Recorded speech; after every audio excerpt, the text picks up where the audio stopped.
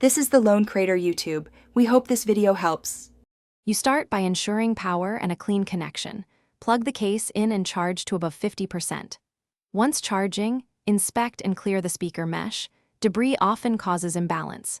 Make sure you forget the AirPods Pro 2 in your phone's Bluetooth list. This severs old profiles that can persist.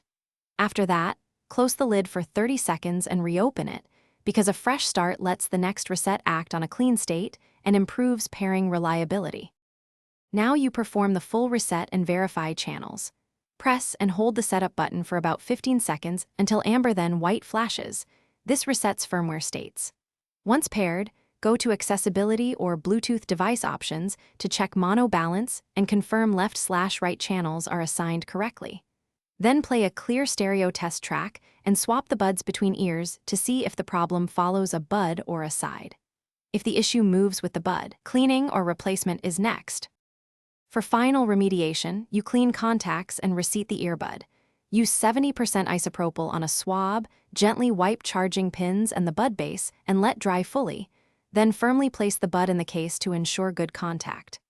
Once done, make sure your firmware is current. Connect to an iPhone and keep the case open near the phone to trigger updates.